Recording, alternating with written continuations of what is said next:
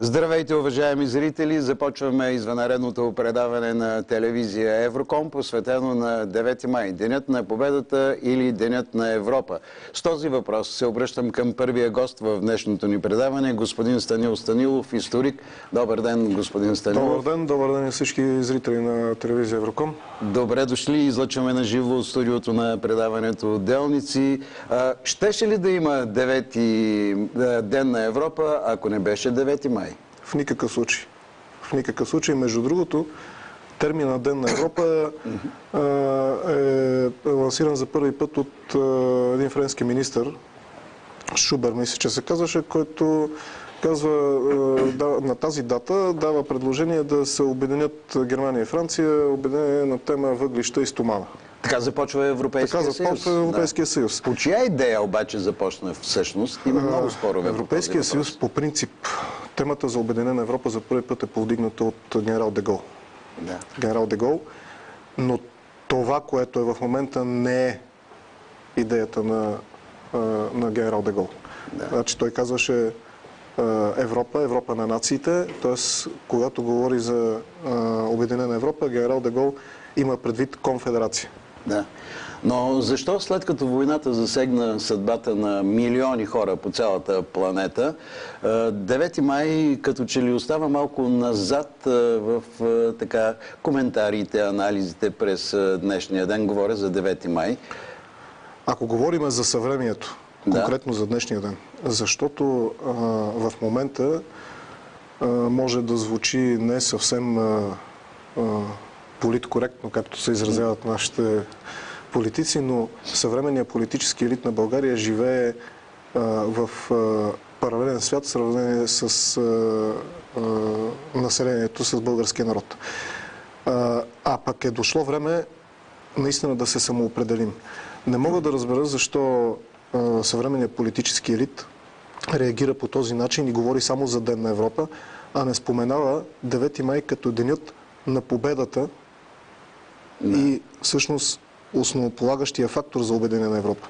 Ако нямаше тази дата, ако нямаше огромния, чудовищния принос на вече бившия Съветски съюз и народите, живеещи тогава в него, с техните 27 милиона жертви, нямаше да има обединена Европа. Всъщност, щеше да има хилядолетен райх, в който щеха да бъдат всички европейски страни. Всички европейски народи щяха да имат господари, наричани Ханс, Гюнтер или така нататък, които да работят от сутрин до вечер за тях, нямаше да знаят да четат и да пишат, а господарите щяха да живеят. Добре, защо днес много хора се опитват да ни внушат факта, че фашизмът е подминал България? Защото българското общество, както винаги, от 140 години насам е разделено на русофили и на русофоби. Да. Аз си признавам, че съм русофил, но не мразя русофобите. Всеки човек има право на мнение, стига то да не се опитва да се налага масово, агресивно над останалите. И съвременният политически елит, който отрича уважението на българския народ към Русия, се опитва по този начин да се пребори с това уважение, да го отрече, да го премахне. Отново няма да говорим сега за това, че дали са се продали, дали работят за някой друг. Това не е тема на днешния разговор, но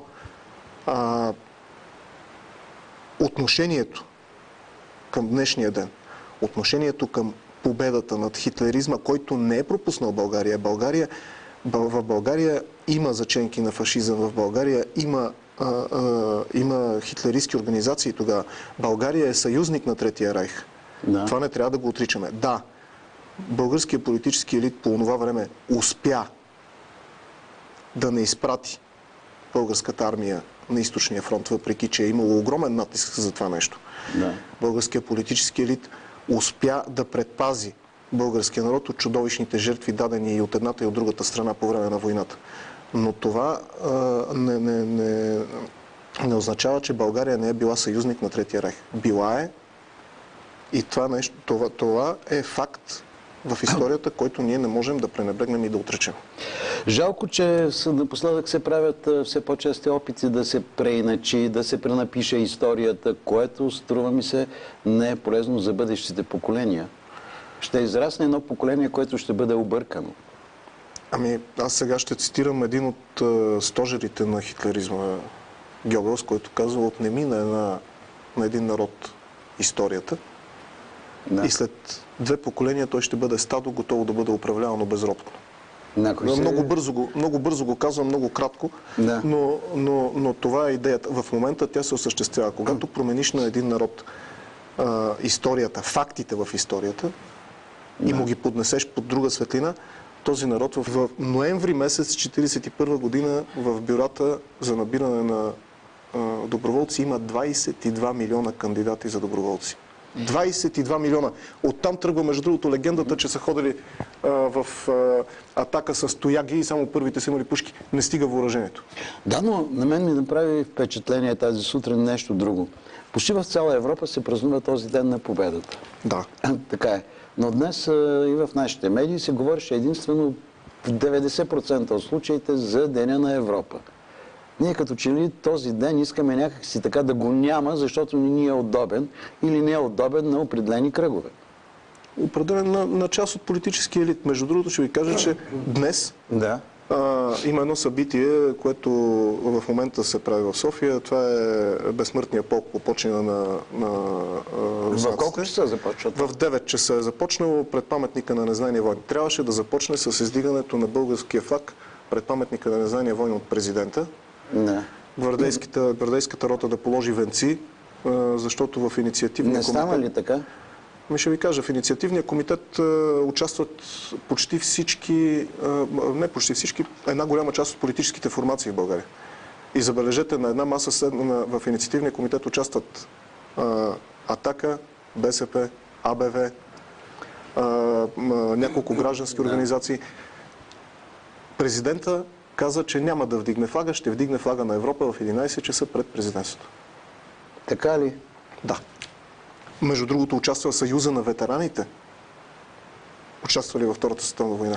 Той Горанов преди няколко дни поиска да им вземе безплатните лекарства на ветераните, на тези, които са над 90 години, само 3000 души, така че ние днес трябваше тези хора да ги поканим, да им покажем портретите, да говорим цял ден за тях. Да. Те ще ги покажат. Те ще ги покажат, но искам да ви кажа това, особено големите медии трябваше да го направят. Да. Ние сме с по-скромни възможности, но се опитваме да направим нещо. Абсолютно. Между другото, в България, знаете ли, Захари Стоянов на времето го е написал и е много интересен. В България патриотизма и жълтиците вървят от двете страни на улицата в различни посоки. Това е страхотно. Добър ден! Добър ден! Слушам ви. Поздравявам всички с... Мога да кажа и с Деня на Европа, но преди всичко с победата на Съветската армия, защото това, което казахте до момента е абсолютно... Ние така го чувствам, аз така го чувствам сърцето си. Другите, допълнителните неща не са толкова важни. Но по руската телевизия, Първи канал, вървя филм "Освобождението на Европа", който беше някъде около 2 часа и може би повече на части, който даде на картината на цялата задкулисна игра на Западна Европа, на Америка, на връзките, на това, че в момента, в който Съветската армия започва да бележи вече напредъка в Европа, започва голяма задкулисна игра, която продължава до наши дни. Невероятно добре направен филм с историческите факти за това да Америка и Англия да нападнат Съветския съюз вече заедно с немците в края на войната. С документи, с всички неща. Така че който каквото да каже.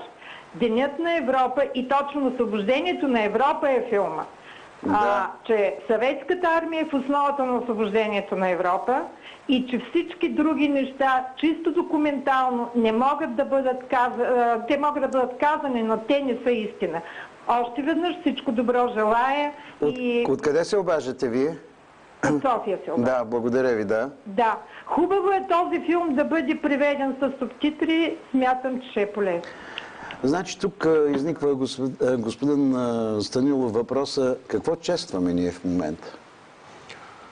Ами, политическия елит чества Денят на Европа, а народа чества Денят на победата. Това е.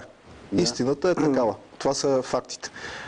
Между другото, днеска ще има доста събития, доста шествия ще има в Денят на победата, както винаги по-български. Между другото, не искам да оплюя български народ. Ние сме такива, благодаря на нашата историческа съдба. Всеки води бащината си дружина. Сега сутринта е безсмъртния полк. След обяда от 5 часа ще има друго шествие, което е пък за хората, които са били на работа. Пак от... Колко човека се очаква да бъдат на безсмъртния? На безсмъртния полк, може би, понеже е работен ден и понеже е понеделник, предполагам, че ще бъдат около 400-500 човека. Да. Не повече, понеже голяма част от политическите партии участват само с софийските си организации. След обяда, когато хората излязат от работа, миналата година участваха в едно от шествието, участваха към 2000 души. Сега предполагам, че ще бъдат може би и повече. Но се вижда, че хората масово се опитват да покажат наистина една съпричастност към всички тези жертви на тази най-чудовищна война в историята на човечеството. Няма по-тежка война в историята на човечеството. За фактите, за които говореше дамата, която се обади току-що, към тях може да бъде прибавено още нещо. Защо не се случва нападението на западните съюзници и присъединените към тях остатъци от немската армия? Защото преди да започне нападението, когато вече то се е подготвило, има едно проучване, което е възложено от вече новия президент тогава на Съединените щати Труман, за това за колко... Значи, изследването е било за колко време може да бъде победен Съветския съюз при употребата на ядрено оръжие. Съветския съюз още няма ядрено оръжие. Американците имат около 10 произведени ядрени бомби. И след едно много обстойно проучване наистина на аналитичните отдели на американската армия, казва, че дори и при употребата на всичките тези 10 ядрени бомби, след 2 седмици Червената армия излиза на Ла-Манша и цяла Европа приключва. Защо е така? Защото всъщност Съветския съюз има в Европа, в центъра на Европа 5 милиона армия, 50 хиляди танка, около 25 хиляди самолета, над около 200 хиляди оръдейни системи. От тези 5 милиона около 500 хиляди са изкарали цялата война, те са загубили трудовите си навици. Единственото нещо, което могат да правят, е да воюват и да убиват. Да, има и нещо друго, че победата беше спечелена с цената на много жертви. Даже тогава човешкият живот изглеждаше нещо съвсем нищожно. В такъв момент... Не само. Да. 25 минути е средната продължителност на живота на командир на взвод. Лейтенант. В съветската армия. Когато започне военно действие. Да, той отива, излиза от военното училище, отива на фронта, поема взвода и след 25 минути загива. Цената е висока, но все пак в края на краища ние не трябва да забравяме тези неща. Аз сега гледам тук нашите колеги излъчват на плазмата, може и в ефира, колеги. Директно от Москва 37 минути остават още до началото на военния апарат в Москва. Виждате прегръдките, виждате, уважаеми зрители, всичко това, което се случва на площада. Само искам да ви кажа, че организацията е невероятна. Над 30 хиляди са военнослужащите, които ще участват в този парад. Така че ние ще се опитваме да включваме в определени моменти в Москва, за да видите тази картина. Има и нещо друго, че тази година ще има залпове от оръдия, оригинални оръдия, господин Станилов, които са били използвани по време на Втората световна война. 500 залпа ще бъдат възпроизведени. И то от тези оръдия, които са донесли победата на руснаците и на целия свят, разбира се. Защото можем ли да се представим какво щеше да се случи? Сега виждаме Мамаев курган, един невероятен паметник. Хората си пазят паметниците, но ние в края на краищата виждате, че се опитваме даже да съборим паметника на на съветската армия. И както вие казахте, президента отказа да издигне знамето там. Много интересен феномен. Да. В цяла Европа има паметници на съветската армия. И в Виена, в Берлин има. В центъра на Виена има. Да, и в Берлин има. Паметник на Червената армия. А ние тук искаме да го съборим. Защо? Вие добре казахте, че така тези неща вървят от двете страни на пътя. Абсолютно. Парите и патриотизма са наистина в България специално са винаги, но това е пак историческа съдба. Да го споменем, въпреки че само косвено е свързано с темата, защото богатите хора в България след освобождението всъщност са наследници на бившите чорбаджии от времето на турското робство. А какви са били чорбаджиите? Чорбаджиите са всъщност прислугата. Това е една паразитна класа, която комуникира между поробените и поробителя. Всъщност турците, за да могат да управляват по-добре поробеното население, допускат възникването на такава прослойка. Не само в България, и в Гърция, и в Сърбия и така нататък. Да кажем няколко думи за Мамаев курган, тъй като колегите го излъчват и много малко зрители знаят за този невероятен паметник и защо е издигнат, който показват сега в момента директно от руската телевизия.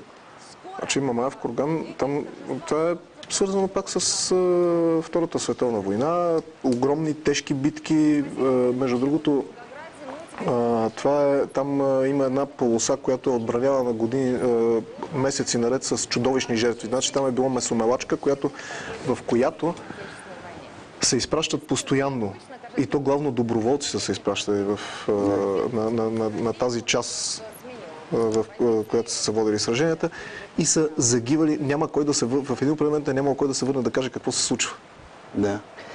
Аз само това искам да кажа, че общият брой на участниците в парада днес в Москва е около 30 000, но 10 000 военни, според информация от агенциите, които успях да прочета, са правили репетиции в продължение на няколко дни на Червения площад в Москва. Само да спомена на нашите зрители, да цитирам, за да не бъда да бъда точен, 135 бойни машини, включително танкове, бронетранспортьори, както и повече от 100 самолети и хеликоптери ще вземат участие в парада, който започва след около половин час. Руснаците винаги са били майстори на военните паради и всъщност тук се чуха мнение, че това било агресивен парад, дрънкане на оръжие и така нататък. Аз смятам, че това не е агресивен парад. Аз мисля, че не е дрънкане на оръжие, след като миналата година самата Меркел посети Москва в деня на парада и бе приета тържествено в Кремъл. Вие го знаете това нещо. Да, естествено. Значи Меркел се опитва да балансира нещо, не се отдава напоследък. Тук влизаме в една друга тема, но специално за парада, за мен този парад е един вид, той винаги е бил такъв. Това е един вид предупреждение. Да. Един вид предупреждение към всички. Защото не можеш да обвиняваш една държава в агресия, чието граници са заобиколени от чужди военни бази. Няма как да... Така се случи. Целта на някои хора е да направят коридор от Черно море до Балтийско море. Да. Не само. Навсякъде. Русия, да. Навсякъде. Всъщност целта е още от... Мисля, че от 90-те години, когато колкото спомням тогавашния държавен секретар на САЩ, Мадлен Олбрайт, каза, че не е честно. Да. По 47% от ресурсите на планетата да бъдат собствено само на един народ. Трябва да бъдат разпределени по-равно. Това е така, но... Значи, не е така. Не е така. Трябва да има... Значи, честността е, когато виждаш историческото развитие на света и да го приемеш такова, каквото е. Не е честно да изтребиш индианските племена в Северна Америка. Не е честно Британската империя около 200 години да държи почти в робско положение 2/3 от планетата, защо да не е честно русите да бъдат господари на земята си, която така или иначе историята им е дала? Добре, господин Станилов, сега при нас в студиото влезе и господин Николай Малинов. Добър ден. Сложиха ли ви микрофон, господин Малинов? Добре, заповядайте. Продължиме разговора заедно, да не стоите. Здравейте, да ви благодаря на Здравейте. Лентичка. Здрасти. Благодаря. Ти ще си вземеш после. Аз ще взема после, да. Да, благодаря ви. После ще я сложите тази лента, защото сега нямам необходимите кламери. Да, сега, господин Малинов, вие идвате от центъра на София. Да, от задръстванията. Забелязвате ли нещо, което да говори, че днес е двоен празник? 9 май, Ден на Европа. Значи, вижте, аз за съжаление не идвам от към тази част на центъра, откъдето се организират мероприятията, около Вечния ъгъл и около паметника на Съветската армия. Там със сигурност има оживление, но ще отида там след нашата среща тук. Знаете ли нещо за парада, който сега показват колегите от Москва, как върви в момента? Дали е започнал? Не, той почва в 10 часа. На загиналите. За загиналите не знам. Мисля, че трябва да е след това безсмъртния полк. Безсмъртния след това? Мисля, че трябва. И тук в общи линии той сега при нас ще тръгне от Вечния огън, нали, от паметника на Незнайния войн към паметника на Съветската армия. А там, доколкото ми е известно, ще е след това. Но все пак Русия е с 5 Нещо часови интересно каза господин зони. Станилов. Президента на Република България е отказал да се появи пред паметника на Съветската армия. Аз последно, доколкото разбрах така от нашия щаб, че вчера нещо се е дебатирало за 11 часа ли да дига знамето, за 9 часа ли са. Но само пред президентството, да. Пред президентството ще дигне европейското знаме, защото 9 май бил Денят на Европа. Да е жив и здрав. Той президент така е, чете историята. Това говорихме с господин Станилов до този момент. 8 или 9 май. Кое е да предпочитат нашите зрители, защото те се объркаха малко напоследък. И 8 и 9. Да. По простата причина, че без да имаше 9, нямаше да има 8. Нали? Така че няма как за Европа е нормално да е 8, защото в 22 часа и 50 минути е подписан капитулацията на Германия. Тогава в Русия вече е 9. Нали? Така че няма никакъв проблем да се празнува и Деня на Европа, да се празнува... Искате ли заедно с вас да погледнем малко към площада в Москва, Кремъл? Такие мероприятия, такие парады посещать нужно, чтобы дети, подрастающее поколение не только не забывало тот подвиг, который совершили их прадеды, но и вообще знало о мощи российских вооруженных сил. Сейчас вы можете видеть, за моей спиной маршируют уже расчеты, они передвигаются на другую точку, потому что идти будут со стороны Певческого моста по направлению к Това е една прекрасна традиция, която започва, коя 71 година, мисля, че беше първия парад на Червения площад. Значи те по традицията слагат като още от... Не, 24 юни 1945 година е парада на победата. След това в общи линии в онези времена някакси се позаглъхва темата. Участва само московския гарнизон. И от 71 година почва голямото тържества. Да, той си е парад на победата. Вижте, във Втората световна война има такива различни оценки. Едни така, че са поробени, фашистите, нали, те са поробени от тази гледна точка, даже унищожени. Другите казват, те са освободители, но истината е, че Съветския съюз е победител в тази отечествена война. Тя има различни фази, различни стадии. Не бива да забравяме, че в първата фаза, нали, която е 1941 година, Русия губи милиони 600, мисля, че са убитите и милиони 200-300 са пленените. Да. Това е преди декември, пред 1941, преди Московската битка. Тоест реално губи 3 милиона войска.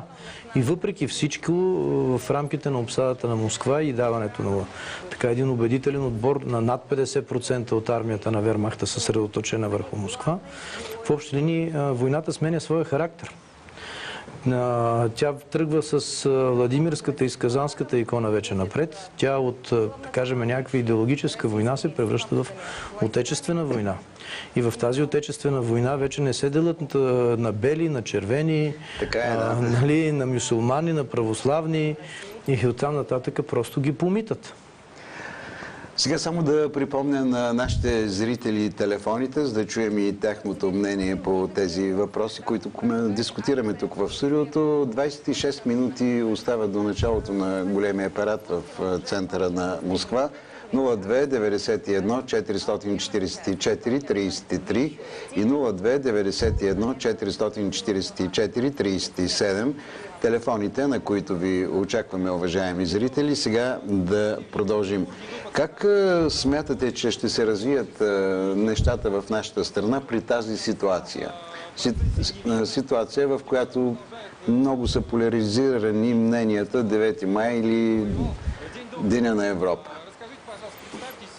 Аз не виждам нищо по-естествено да се празнува, както вече казах, и 8 и 9. Все едно да питаме Курбан Байрам или Великден. Ама добре, какво едното пречи на другото? Някой му пречи ли? На кой му пречи? Освен на фашистите. И да припомним тези над 900 трибунала в Европа, нали, които са се произнесли над съдбата на фашизма. С своите смъртни присъди. Нали, просто трябва ли да коментираме какво е фашизма за Европа, за евреите? Не, няма смисъл. Ние с господин Станилов говорихме нали, смисъл какво значи 8 и какво значи 9? Абсолютно безсмислен спор. Той на къде е нацелен? Голяма поляризация на мненията има, затова ви зададох този въпрос. Вижте, примерно при около 80% от българите, които са за традиционни ценности, нали, и 10% колебаещи си, около 10 човека така подкрепящи един друг ценностен модел, различен от традиционните, ние казваме голяма поляризация. Ма кое е поляризацията? То е ясно болшинството от хората какво искат. Болшинството българи казват, ние сме русофили, ние сме за силна държава, ние сме за традиционни ценности. И това го казват 80% от хората. Ние викаме, ама има 14 мнения по въпроса. Има 14 мнения, ама 13 от тях са маргинални. Добре, да чуем и мнението на хората, които гледат в момента Евроком. Добър ден! Добър ден! Слушам ви. Казвам се Станка Чавдарова от град Стара Загора. Искам да ви честитя днешния голям празник. Не Денят на Европа, благодаря. Да. А победата над фашизма, над фашистска Германия. Просто днес е ден, в който СС фюрерът Фрау Меркел трябва да сведе глава, да замълчи и да си помисли накъде тласка отново цяла Европа. Преди малко говорихте, че президентът обявил, че ще издигне знамето на Европа в 11 часа. Да. Ама моля ви, той избърза, той го издигна още в 9. Включих на така наречената обществена телевизия и виждам как жалка група политици, които са на върховете на нашата държава в момента, са свели глава пред едно синьо знамените с едни звездички, което лично за мен не значи нищо. Няма го българския флаг. Къде е българското знаме в този ден? Къде е руското знаме в този ден? Не може така наречените български политици и най-вече онова жалко подобие на президент да разделят българския народ. Ние помним, ние не забравяме и никога няма да забравим. Аз съм млада и се надявам, че всички млади хора ще размърдат промитите си мозъци, защото когато политиката се намеси в историята, резултата е само промити мозъци. Моля ви, млади хора, отворете си очите, отпушете си ушите и четете повече. не гледайте и не слушайте българските политици. Тези, които управляват държавата като бащиния, тези, които се разпореждат с живота ни. Защото Русия ни е освободила 2 пъти и се надявам скоро да ни освободи 3-ти път. И това ще бъде за последно. Чак тогава в България ще настъпи мир, благоденствие и просперитет за целия ни народ. Слава на Русия! Поклон пред Русия! Защото ако не беше Русия, в днешния ден ние нямаше да бъдем тук. Желая ви хубав ден и хубав празник. Благодаря ви, госпожо Чавдарова. Благодаря ви за тези думи. Госпожа Ганка Чавдарова от Стара Загора. Чухте какво каза. Искам просто не да коментирате, а да кажете какво впечатление ви оставиха във вас нейните думи. Аз преди малко, докато си говорихме с господин Колев, казах, че 9 май заема особено място в съзнанието на България. Мисля, че тези думи го потвърдиха. Това е начин, това е за българина, това е един празник, не само победата над хитлеристка Германия, а празник, на който българина така явно да изрази своето уважение и своята обич към Русия, към руската армия и към руския народ. И го прави по един и друг начин и тези думи го доказват. Значи жената просто приравни, действително както самите руси го правят, империята, Съветския съюз и Федерацията, ги събират на едно и това е Русия. Така че аз Господин Малинов. Мене ми идват думите така в подкрепа на това, което каза госпожата, на Георги Димитров, който казва в Лайпциг на процеса, че диваци и варвари в България са само фашистите. До 6-7 септември продължават да си изпълняват смъртните присъди в затворите на тиятаците и над партизаните и зверствата. Русия ни освобождава 2 пъти и двата пъти това е свързана с национална катастрофа. И по време на руско-турската война, и по време на Втора световна война, когато ние се оказваме на страната на хитлеровска Германия, макар че ние сме се държали много достойно в тази война. Едва 78 доброволци заминават на източния фронт. И нашия цар плаща с живота си за това нещо. Да, ние ще очакваме и други мнения на наши зрители. Те сега ще видят телефоните изписани на екраните, защото в днешния ден е хубаво да чуем мнението на хората. На онези, които гледат телевизията, онези, които може би днес ще отбележат 9 май по особен начин. Чета, че в Ямбол, в много други градове на страната днес ще има доста възпоменателни тържества. Сега се налага да повторя телефоните 02 91 444 33 и 02 91 444 37. Ние ви очакваме на тези телефони, уважаеми зрители. Да продължим. Виждате, настроението вече в Москва е празнично. Остават около 20 на минути, даже по-малко, според часовника на Кремъл до началото на парада. Какво според вас ще покаже днешния парад? Не като техника, а като послания? Господин Малинов. Какво ще покаже? Ще покаже състоянието преди всичко на духа на руския народ, на руската армия и естествено възможността на този народ да се защитава. Да защитава своите ценности и своите разбирания за това как трябва да живеят тези хора на тази земя. Преди малко стана дума за това в предишната госпожа Чавдарова, която говореше, за това къде е българското знаме. И говорейки за Русия и за България и изобщо какво дава Русия, ние не бива да забравяме какво е да си българи и защо сме българи. Нали? Не трябва да забравяме, не са забравили и зрителите да ги чуем. Добър ден! Намалете звука на телевизионния приемник. Добър ден! Добър ден! Добър ден, мили хора! Поздравявам ви с празника. Благодаря. На победата.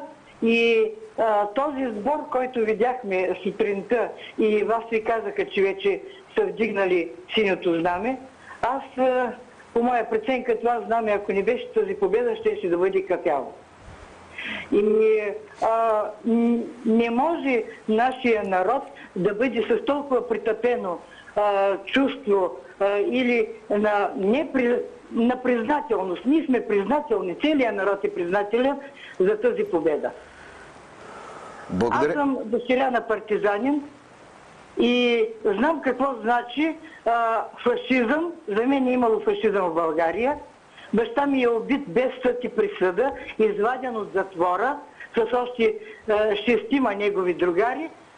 Преди процеса 2 дни и са убити без съд и присъда най-жестоко в една гора. Дядо ми на 8 септември от фашистския затвор. Антифашисти. Значи ние забравихме тази дума и това понятие антифашизъм. Против кафявата чума. Това е победа над кафявата чума, която беше тръгнала да завладява планетата, не само Европа. Много благодаря за това ваше предаване и за този реален поглед върху събитията и върху и реалните събития, които стават у нас по света и особено в руската държава в момента с този парад. Тя демонстрира не сила, а желание за отпор при едни такива намерения на някакви агресивни други сили, които наподобяват. Добре, откъде се обаждате вие? Обаждам се от Шумен. Да, благодаря за това. За нас е много важно, за да разберем какво е мнението на хората от цялата страна. Госпожата каза нещо много интересно. Ако не беше руската армия, сега знамето на Европа ще да бъде кафяво. Ние говорихме с вас преди малко за това нещо, че сега ние щяхме да имаме господари, които щяха да носят щяха да се казват Волфганг, Ханс, Гюнтер. И между другото към всички зрители на вашата телевизия, господин Колев, има много хора, които смятат, че ние сме щели да продължим да бъдем съюзници. Евентуално Германия побеждава войната, че ние ще продължим да бъдем съюзници, защото не сме славяни и така нататък. Това са пълни глупости. Никой нямаше да ни прости това, че говориме славянски език, че пишеме на кирилица и че сме православни. Те сега не го прощават. Те сега не ни го прощават, така моли тогава. Просто щяхме да бъдем една тълпа, неграмотна, работеща от сутрин до вечера за германските господари. Добър ден. Добър ден. Слушам ви. Желая да поздравя гости в студиото с празника. Бихте ли казали откъде се обаждате? От София се обаждам. Да, благодаря. Паскалев се казвам. Честит празник на всички русофили, честит празник и на всички еврогейци. Но искам само да направя една бележка на историка за студиото. Съветския съюз не побеждава фашизма. Фашистска Италия е победена от Съединените щати. Испания дълги години след това Франко управлява, така че да се говори правилно. Национал-социализма са победили. Във войната на идеологиите. И въобще ми е интересно как така след безобразните, направо варварски бомбардировки над Германия, знаем, че целият Дрезден е изравнен с земята и то изключително се бомбардира, както в София, само цивилни, без никакви военни инфраструктури. Как така Германия ще влезе в съюз с Съединените щати, за да се обърне срещу Съветския съюз общо? Няма такова нещо и края на войната го показа. Дори генерал Кайтел се обръща към маршал Жуков с въпроса: и тези ли са ни победили, когато е трябвало да подпише капитулацията на Германия, като е посочил американските представители? Просто тези бележки се опитах да направя. Да, благодаря ви. Да, и двамата може да отговорите. Да. Тъй като господин Малинов влезе малко по-късно, не знае, говорихме за това, че вече войната е приключила и се е очаквало сблъсък. Напрежението нараства и се очаква сблъсък между съюзниците от Запад и Червената армия. Да отговоря на зрителя. Тук говорим не за официалните представители на хитлеристската държава, които са подписали капитулацията. Пленените, т.е. предалите се в плен на западните съюзници германски части, са живеели и спяли в казармените си помещения, като оръжието, с което са били въоръжени, е било в съседни складове. Това нещо е охранявано от съюзническите войски. Имаше даже филм по Discovery за това нещо. И единствено анализа, който правят американските дирекции за анализ по желание на Труман, който казва, че Червената армия по това време не може да бъде победена и ще излезе на Ла-Манша, предотвратява такъв сблъсък. Аз говорех за това, че съюзниците са разчитали на обикновените германски войници и младши офицери, които са оцелели от месомелачката, да участват в този сблъсък на страната на западните съюзници. Между другото, голяма част от германските войски бързат да се предадат на западните съюзници, а не на Червената армия. Защо? Защото са предполагали, че отмъщението ще е страшно за всичките извращения, които са извършени на територията на Съветския съюз. Продължим на тази тема. Имаме достатъчно време. Господин Малинов, вие искахте нещо да допълните? Аз исках само да напомня, когато говорим за съдбата на фашизма и да надграда това, което Станил каза. Една от основните причини за забавянето на Втория фронт, който Англия и САЩ откриват на хитлеровска Германия, е, че Чърчил желае Втория фронт да бъде открит на Балканите. Сталин с подкрепата на Рузвелт се налагат той да не бъде открит на Балканите. Защото тогава на Балканите щеше да имаме съдбата на Испания. Това е в отговор чисто исторически, понеже беше затегната. Благодаря ви за тази информация. Добър ден. Ало, добър ден. Слушам ви. От Русе се обаждам. Кажете. Димитър Райков се казвам. Поздравявам вашия гост, господин Станилов и неговия събеседник от БСП. Господин Малинов. Радвам се, че най-накрая Атака и БСП намират общ език за един световен празник. Като гледах парада там нашия с бронираната ни техника и тъй нататък нашия тъй наречен президент, имам две асоциации. Като го видя, се сещам за Мистер Би и за Пинокио или Буратино, както искате те го речете. Ако той е истински мъж, в оставащата му част от мандата, нека проведе референдум. България и българските граждани желаят да бъдат в НАТО и в Европейския съюз или желаят да бъдат независима държава с равноправни отношения, търговски и икономически, както с Русия, така и с всички останали страни, които желаят да контактуват с нас на тази страна. И да бъдем неутрални в всякакви военни блокове. Благодаря ви, поздрави на Русе. Много се впечатляват нашите зрители от тази сутрин това, което е станало пред президентството. Аз не съм го гледал и аз не съм го гледал. Даже аз казах, че вчера след обеда последно не беше ясно кога ще се дига. Обаче ще има нещо друго. Към вас двамата се обръщам, господин Станилов и Малинов. Днес започва четене в сградата на Европейския съюз в Европа. Ще бъдат четени различни текстове за Европа от журналисти, политолози и така нататък. Това даже ще се предава на живо по интернет. И още от тази информация чета, че в края на деня емблематични сгради в София, Пловдив и Варна ще светнат в цветовете на Европейския съюз. Над Националния дворец на културата също ще има подобни цветове, но там ще звучи и химна на Европа. Това е внушението на информациите. Няма друг празник. Аз се опитах, но ни прекъсна гостенката от Стара Загора, когато затръгнах да говоря за българското знаме и за България. В общи линии, ние не сме българи, защото сме в Съвета за икономически взаимопомощ или в Европейския съюз. Защото сме в НАТО или сме в Варшавския договор. Това не ни прави нито повече, нито по-малко българи. Дайте да се разберем. Значи България оцелява 1335 години като православна държава със собствен език и култура и собствена уникална писменост.